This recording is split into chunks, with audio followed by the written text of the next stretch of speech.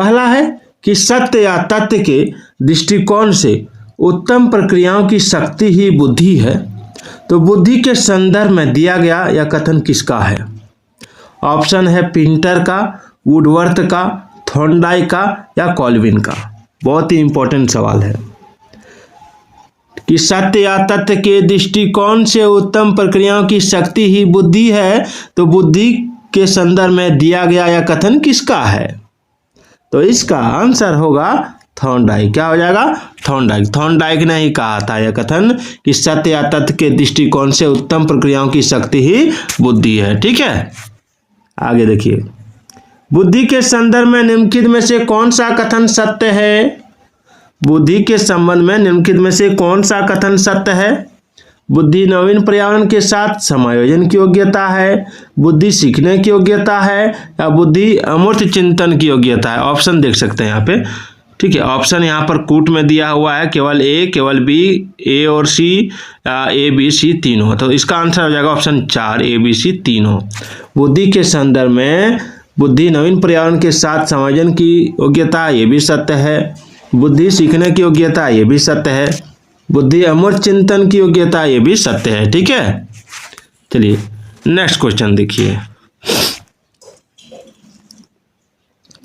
अगला क्वेश्चन है कि बुद्धि व्यक्ति की वह समुच्च या सार्वभौमिक क्षमता है जो उसे उद्देश्यपूर्ण क्रिया करने, तर्कपूर्ण चिंतन करने तथा वातावरण के साथ प्रभावपूर्ण समायोजन करने में सहायता करती है। यह किसका कथन है? ऑप्शन है बैचलर का, हेवर एवं फ्राइड का, थर्स्टन का या टर्मन का। तो देखिए इसका राइट आंसर होगा ऑप्शन 1, बैचलर का। ठीक है, आगे चलिए, निम्नलिखित में से कौन बुद्धि को निर्धारित करने वाले कारक हैं? बुद्धि को कौन निर्धारित करता है? बहुत ही इंपॉर्टेंट सवाल है। इस 8 से 10 मिनट का वीडियो आपकी परीक्षा के लिए बहुत ही हेल्पफुल, मददगार और लाभदायक होगी। तो देखिए इसका आंसर होगा वंशानुगत कारक और वातावरणीय कारक। ठीक है, ये दोनों कारक जो है बुद्धि को निर्धारित करने वाले कारक हैं।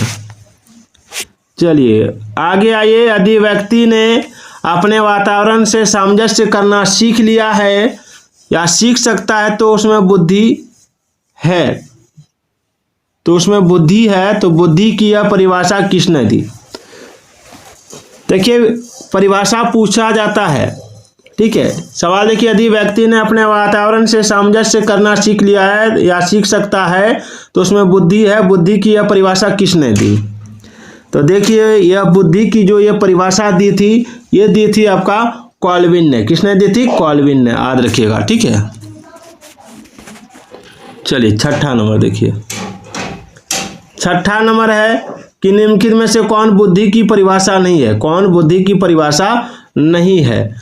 तो देखिए बुद्धि की जो परिभाषा है वो है बुद्धि कार्य करने की विधि है, बुद्धि ज्ञान अर्जन करने की क्षमता है, जीवन की अपेक्षाकृत नवीन परिस्थितियों से अपना सामंजस्य करने की शक्ति व्यक्ति की योग्यता ही बुद्धि है, और राजनीतिक, आर्थिक एवं सामाजिक शक्ति प्राप्त करने के लिए प्रयुक्त युक्ति बुद्धि है। ये गलत है। ठीक है, आगे चलिए, तार्किक गणितीय बुद्धि डैश से संबंधित है? किससे? तार्किक गणितीय बुद्धि किससे संबंधित है? ऑप्शन है द्विकारक सिद्धांत, समूह कारक सिद्धांत, पदानुक्रमिक सिद्धांत या बहुबुद्धि सिद्धांत। तो देखिए इसका जो राइट आंसर होगा वो हो जाएगा आपका ऑप्शन 4, बहुबुद्धि सिद्धांत से संबंधित है। ठीक है, चलिए 8 नंबर देखिए, बुद्धि का एक कारक सिद्धांत निम्नलिखित में से किसने दिया? बुद्धि का एक कारक सिद्धांत किसने दिया? तो ये सिद्धांत दिया था बीने ने। ठीक है, बीने ने, याद रखिएगा। चलिए बुद्धि का द्विकारक सिद्धांत क्या है? बुद्धि का द्विकारक सिद्धांत क्या है? तो देखिए बुद्धि का जो द्विकारक सिद्धांत होता है, मैं उसको थोड़ा जूम कर देता हूँ। ठीक है, बुद्धि का द्विकारक सिद्धांत ऑप्शन 4 नंबर है। ठीक है, कि सभी प्रकार के मानसिक कार्यों में 2 प्रकार की मानसिक योग्यताओं की आवश्यकता होती है। पहला प्रथम समान मानसिक योग्यता, द्वितीय विशिष्ट मानसिक योग्यता। ठीक है, आगे चलिए, बुद्धि के बहुकारक सिद्धांत के मुख्य समर्थक थॉर्नडाइक थे। सवाल देखिए, बुद्धि के बहुकारक सिद्धांत के मुख्य समर्थक थॉर्नडाइक थे, तो निम्नलिखित में से कौन सा कथन इस सिद्धांत के अनुरूप है? तो देखिए इसका राइट आंसर होगा ऑप्शन 1, पहला ही हो जाएगा, इसलिए इसको अब ज्यादा आगे पीछे नहीं करेंगे। बुद्धि कई तत्वों का समूह होती है और प्रत्येक तत्व में कोई सूक्ष्म योग्यता निहित होती है, इसका सिद्धांत है। ठीक है, आगे देखिए, जो बुद्धि सिद्धांत बुद्धि में सम्मिलित मानसिक प्रक्रियाओं और बुद्धि द्वारा लिए जा सकने वाले विविध रूपों को शामिल करता है, वह क्या है? देखिए, जो बुद्धि सिद्धांत बुद्धि में सम्मिलित मानसिक प्रक्रियाओं और बुद्धि द्वारा लिए जा सकने वाले विविध रूपों को शामिल करता है, वह है, तो देखिए वह है आपका स्टर्नबर्ग का बुद्धिमत्ता का त्रिपाचीय सिद्धांत। ठीक है, आगे चलिए, आगे निम्नलिखित में से किस प्रकार की बुद्धि का प्रयोग अंतरिक्ष यात्रा के दौरान होता है? तो इसका आंसर होगा ऑप्शन 1, स्थानिक बुद्धि। ठीक है, हम लोग एक एक परिभाषा भी बाद वाले वीडियो में समझेंगे। ठीक है, जब मैं बुक से पढ़ाऊंगा उसमें बहुत आपको, अगर 15 दिन बाकी रहेगा एग्जाम में, तो मैं 15 दिन के अंदर बाल विकास का सारा टॉपिक कंप्लीट करूंगा। ठीक है, इसलिए रोज आप वीडियो को देखिए। प्रत्येक, 1 मिनट, कहाँ जा रहे हो बाबू? हाँ 1 मिनट, चलिए। अगला है कि प्रत्येक बुद्धि एक दूसरे से भिन्न होती है, यह कथन निम्न में से किसका है? प्रत्येक बुद्धि एक दूसरे से भिन्न होती है, यह कथन निम्न में से किसका है?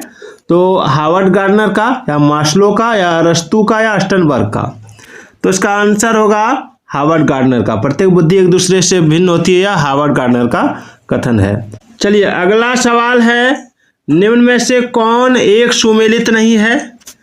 एक कारक सिद्धांत टर्मन का है, ये सही है। एक कारक सिद्धांत जो है आपका बीनेट, टर्मन और स्टर्न का है। ठीक है, आपका द्विकारक सिद्धांत स्पीयरमैन का है। ठीक है, बहुकारक सिद्धांत जो होता है, बहुकारक सिद्धांत होता है थॉर्नडाइक का। ठीक है, तरल तथा ठोस बुद्धि सिद्धांत जो होता है, ये है आपका आरबी केटेल का। ठीक है, और समूह कारक सिद्धांत आपका किसका है? तो थर्स्टन का है। मैं आपको बता देता हूं किसका कौन सा सिद्धांत है। एक कारक सिद्धांत बीनेट, टर्मन और स्टर्न का है। द्विकारक सिद्धांत है स्पीयरमैन का। बहुकारक सिद्धांत है थॉर्नडाइक का। प्रतिदर्श सिद्धांत है थॉमसन का। समूह तत्व सिद्धांत है आपका थर्स्टन का। ठीक है, और पदानुक्रमिक सिद्धांत जिसको त्रिआयामी सिद्धांत कहा जाता है, ये है आपका जेपी गिलफोर्ड का। और तरल ठोस बुद्धि सिद्धांत है आरबी केटेल का। और बहुबुद्धि सिद्धांत है हार्वर्ड गार्डनर का। ठीक है, चलिए आगे बढ़ते हैं। आगे आजकल बुद्धि परीक्षण का उपयोग शिक्षा जगत में हो रहा है, तो बुद्धि परीक्षण का निम्नलिखित में से कौन सा उपयोग बालक के विकास के दृष्टिकोण से सही नहीं है? सवाल को एक बार और देखिए कि आजकल बुद्धि परीक्षण का उपयोग शिक्षा जगत में हो रहा है। ठीक है, शिक्षा जगत में कहाँ हो रहा है? बुद्धि का उपयोग कहाँ पे हो रहा है? शिक्षा जगत में। ठीक है, तो शिक्षा जगत में जब इसका उपयोग हो रहा है, तो बुद्धि परीक्षण का निम्नलिखित में से कौन सा उपयोग बालक के विकास के दृष्टिकोण से सही नहीं है? तो देखिए इसका राइट आंसर क्या होगा? तो ऑप्शन 2।